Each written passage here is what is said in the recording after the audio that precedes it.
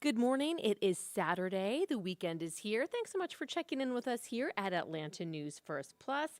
Looking outside over a sunny Midtown, it has been beautiful weather-wise the past couple of days. Hope you've gotten outside and enjoyed it. A little taste of fall.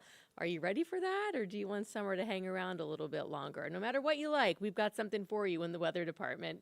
Good morning. I'm Megan Packer here with Atlanta News First Plus. First Alert meteorologist Courtney Jacobazzi will join us in a moment to talk about the forecast.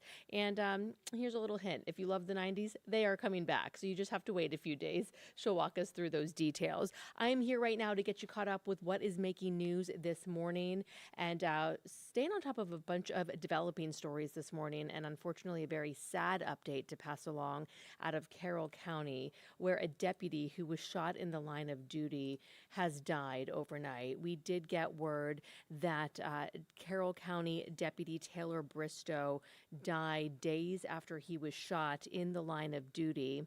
And this is some video from that scene earlier this week in Carrollton, where he was shot while serving a warrant. And we know that he had been in the intensive care unit at Grady for days. And again, the sheriff's office sharing overnight that 30-year-old Carroll County Sheriff's Deputy Taylor Bristow passed away. They shared a statement saying, in part, he served our community with unwavering passion and dedicated his life to protecting the citizens of Carroll County. We are deeply saddened and at a loss for words. And we know that so many in the law enforcement community and the Carroll County community will be rallying around this man's law enforcement family and his family at home. We told you he was executing a search warrant for child exploitation Tuesday when the GBI, the Georgia Bureau of Investigation, says 40-year-old Christopher Bly shot himself. He died, and shot Bristow as well.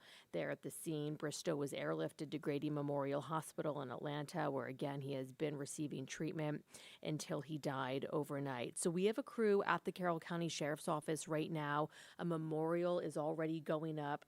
His law enforcement vehicle is out front in front of the sheriff's office there. There's a big banner going up. People are starting to drop off flowers. There is a procession happening in just a little bit that will no doubt be very moving as that deputy's body is moved from the hospital. So we have continuing coverage all day long. So stick with our team as we bring you different angles of this story. But just such a sad update because it's just already been such an unnerving and a very tough week for the law enforcement community in Georgia as a whole. Just yesterday, a Paulding County deputy who was killed in the line of duty was laid to rest. Today marks 1 week since 30-year-old Brandon Cunningham, a Paulding County deputy, was shot and killed in the line of duty. And here's some video from his funeral yesterday. We told you that it was last weekend when he showed up to a domestic dispute call and was shot within seconds. The sheriff's office just described that they were ambushed as they arrived on that scene to a home responding to a domestic call. He was a father of 2 and engaged to a fellow Paulding County deputy. So we know that community is rallying around that department and that family as well. And what makes it so sad, especially in Paulding County, this is the first in the line death ever for this department. Nobody's ever died on the job. So he is the first sheriff's deputy in Paulding County to ever be shot and killed in the line of duty for that department. So law enforcement all across the state and really all across the country, I would imagine, thinking of Georgia law enforcement this week. It's been really tough. We're hearing from the governor, sharing statements, sending thoughts and prayers. So we will continue to follow these, let you know about memorials or gatherings that happen. And you can always check out our website, atlantanewsfirst.com, for the latest as we follow what's happening with those as the community rallies around these families. In Gwynette County, there is an investigation right now after Gwynette County police shot and killed a 17-year-old who they say charged at them with a knife. This happened in Sugar Hill yesterday. And we're learning that a clinician with the department's behavioral health unit spoke with the teen on the phone. before that encounter turned deadly. And that clinician learned that he was depressed and suicidal, according to officers. So the police say that the teen ended up charging at them with a knife and kind of swinging the knife at them. And that is when the officers opened fire, and that 17-year-old was shot and killed. So if you know one, we just want to remind you, if you know someone who is experiencing a mental health crisis, if you are experiencing one yourself, you can call the National Suicide and Crisis Lifeline by dialing 988.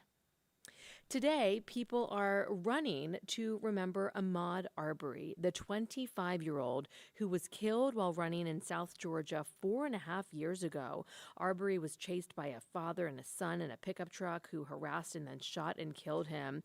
Travis and Gregory McMichael and their friend Roddy Bryant, who recorded the attack, are all serving life in prison for his death. The U.S. Department of Justice says it was a racially motivated attack. Arbery's mother has organized not only this run, but a foundation in her son's name as a way to keep her son's memory alive and fight racial injustice.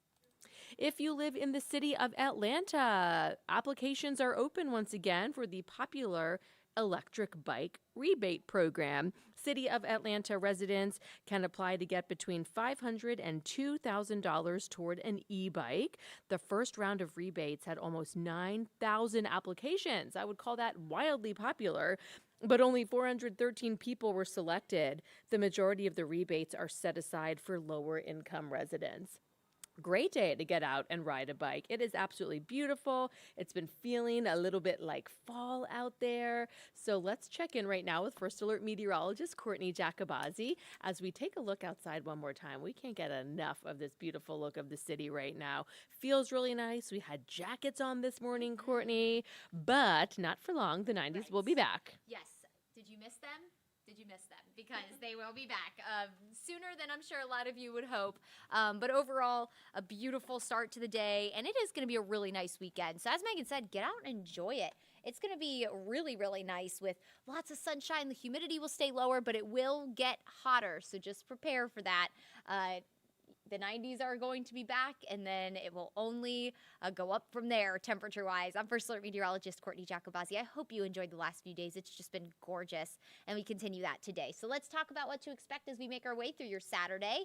By lunchtime, right now, temperatures will continue to stay in the mid to upper 70s, near 80. So if you have any lunch or brunch plans, you might want to sit outside. We'll have a nice easterly breeze. Not quite as breezy as yesterday, but that light breeze, I think, will just make the day all the more comfortable. And then as we head towards 4 o'clock today, temperatures topping out in the low to mid 80s, upper 80s for the city of Atlanta. I do have our forecast high today in Atlanta at 89.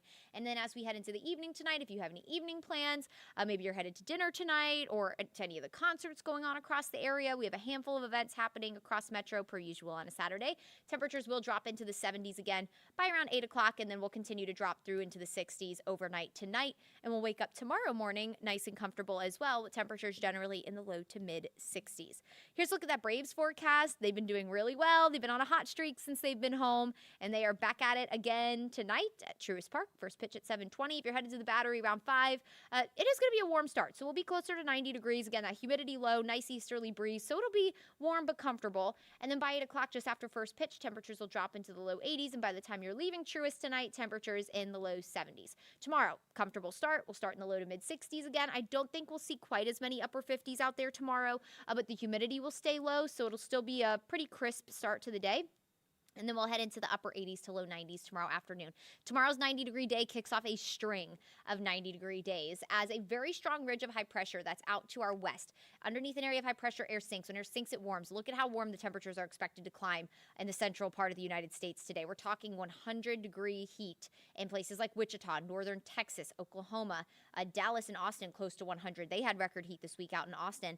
That area of high pressure that is really just bringing some big time heat to, again, kind of the spine of the lower 48. That's going to build to the east and ultimately sit over us, which will bring us a really big warming trend. In fact, near record heat on the way Wednesday, Thursday, Friday. We don't have any first alert weather days right now, but if we we're considering Wednesday just because that's going to be kind of the day we want to emphasize is going to kick off our really hot temperatures with that near record heat. Wednesday, a high of 97, the record 98. Thursday, right now, we are on track to tie the record of 98 degrees. And then Friday, we'll have a high of 97, again, the record being 98. This isn't abnormal. This did happen coincidentally the same time last year when we rounded out August, went into Labor Day weekend. We did have upper 90s. I think we had a 99 degree day at the end of August last year. So not abnormal. In fact, we don't usually get our last 90 degree day until I think September 9th. Last year, our last 90 degree day was September 12th. So hang in there. It's going to come to an end eventually, but in the meantime, we're going to be cooking this week as we wait for fall to return. But enjoy the last couple of fairly fall-like days the next few days. Upper 80s to low 90s over the weekend. The humidity stays low. Nice easterly breeze, light easterly breeze the next couple days. Waking up in the low to mid 60s tomorrow. And then it's only up from there. Temperatures climb into the mid 90s by Tuesday, and we'll be in the mid to upper 90s Wednesday through Friday with small storm chances Thursday and Friday, about a 20% coverage. So no significant rain chance, unfortunately. We've been pretty dry the last couple weeks, so we'll keep searching for more rain. But in the meantime, it is all about the heat as we head into this upcoming week. All right, everyone, get out and enjoy the beautiful day today. Soak in all the beautiful sunshine, the lower humidity. Just going to be a gorgeous weekend. I hope you enjoy it. And thanks so much for choosing us here on Atlanta News First Plus for your news and weather. And we'll catch you here next time.